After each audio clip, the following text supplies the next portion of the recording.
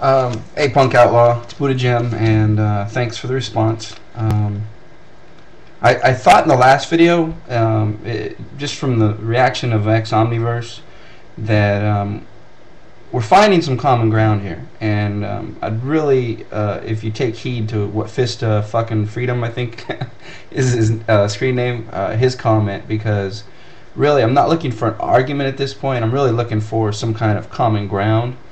And one aspect I saw that in is, all this talk. I think, and that was part of the problem, is the abstractions. Is the underlying assumption in these abstractions is that the person who is, growing the carrots and selling them owns the land. And what I pointed out to X Omniverse is we could go throughout the third world, and I could show you case after case after case of U.S. overthrowing democratically elected governments, popular movements, installing brutal dictators like Pinochet, like Manuel Noriega, like Saddam Hussein, like the Shah of Iran. Over and over and over throughout the world, we could do this. And one of the things, it's not that we just like bad guys. One of the things those bad guys do is they, with death squads, people who are trained at the School of the Americas, they go through and they run peasants off their land. And then these giant agribusiness firms go in and they use that land. And what do they do with that land? They grow food that they export, usually to the U.S. and other, markets. Now, so just from a market anarchist point of view, your idea of justly acquired property, I think we could find some common ground there, that these giant firms have not justly acquired their land. It's not necessarily an argument I would use, but the bottom line is, whether we're coming from at different points of view, is we'd agree, I think, that these firms don't have a right to that land and to waste that land the way they're doing. I mean, it's one thing, they steal the land, but as we know, they're wasting the bulk of the food they're growing at the detriment of 9 million people a year. So I think there's at least my feeling is we reached some common ground there. Let me just address some of the points you made in your video. The housing lenders, again, I'm not looking for a confrontation on that, but just like to point out, you said, well, then they wouldn't want to lend money to other people. There's a really great documentary on Google Videos. I think Brighthelm Velas just did a video on it, actually, linking to it, about the monetary system.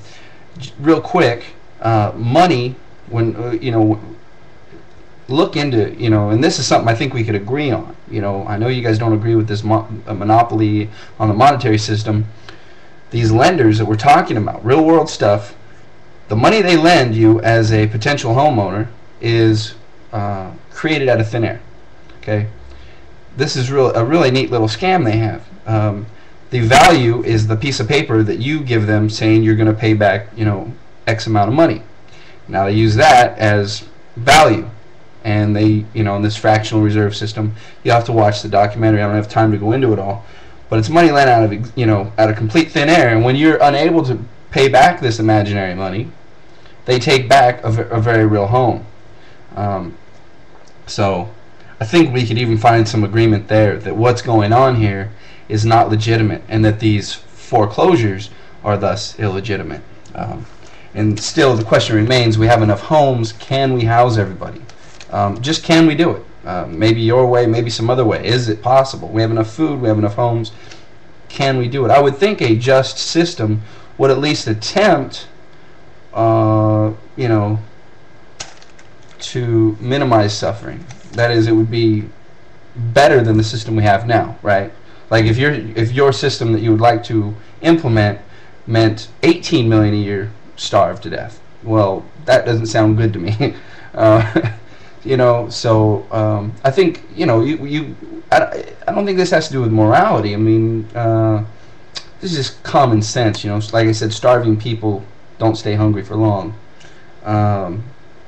There's some self-interest there. Healthcare, Medicare. I totally disagreed with your analogy there. Medicare does cost. All of us pay into it. it is a, you know, a universal type healthcare system, in the sense that we all pay into it. It's not free. It's not free to the people who enjoy it. Most of the people who've enjoyed it have worked their entire lives paying into this system. There's nothing free about it. It is a, you know, basically a single payer healthcare system. And according to the people who use it, they are much more happy with it than people who have private insurance. And if you do have private insurance like I do, it is a nightmare. You know, I go in, I feel rushed all the time. You know, the doctor, he doesn't seem like he has, you know, he comes in and looks at me, you know, it's a pain in the neck. You gotta get permission from him to see the doctor you want to see. I mean, it's a nightmare. At the very least, you could admit that, you know, being ranked 37th in the world, we could do better. And then the food thing. I'm running out of time here. When do you give it away? This is the big deal. And again, this gets back to, you know, I think even for you, would be rightful ownership of this land. I think, like, you know, we can show that most of the reason that they are able to monopolize this land, if I can use that term, is through state intervention, through subsidies of water, you know, foreign aid, where they're allowed to dump their crops on these third world farmers, push them out of business. There's nothing free market about it, so I think you could stand in opposition to that. When do we give it away? I think we could move from when do we give it away to how do we allocate this land, you know, in a just acquisition of land. These corporations certainly haven't acquired their land in any just manner. They're fictional entities, you know, so again, I'm looking for common ground here. I know there's going to be some underlying differences, but if we can agree in, you know, standing in opposition to these giant agribusiness firms that wreak havoc in the third world and our own country by wasting our resources, by you know, speeding up global warming, on and on and on. I mean, I'm going to do a video on this more in depth, but and the other thing, freeing up capital. I'd just like to point out that 95% or more of our economy right now, there used to be a time when most of the capital went into real investment, you know, that is buying machineries, you know, tools, you know, real investment. That shifted since the 70s to where, you know, there was 95% of it going into real investment, about 5% speculation. Our current economy now is completely inverse. That is, 95% or more, probably much more, of the economy is pure speculation.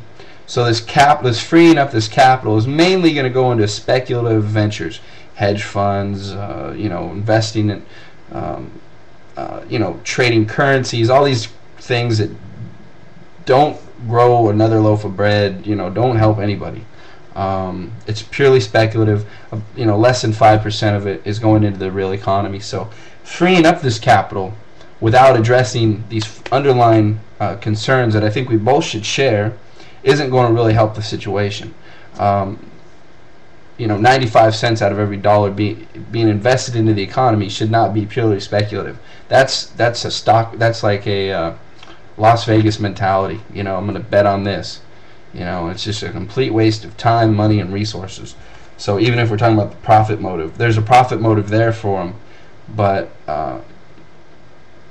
it harms a lot of people, and I don't think ultimately it's to the benefit of society. So hopefully boy, the time goes by quick. 10 minutes, huh? Okay. Well, so again, right now I'm just looking for common ground. Reread Fista fucking Freedom's comment, because really that's what I'm getting at right now, because I do think we've made some step in that direction, just in, you know, justly acquiring land. I think, and other aspects. The monetary system is another one. I encourage you to go look at that video. I think it's called The Corrupt Money System. Go look at Bright Helmveld's last video. He links to it. And, you know, again, thanks a lot, brother. Peace.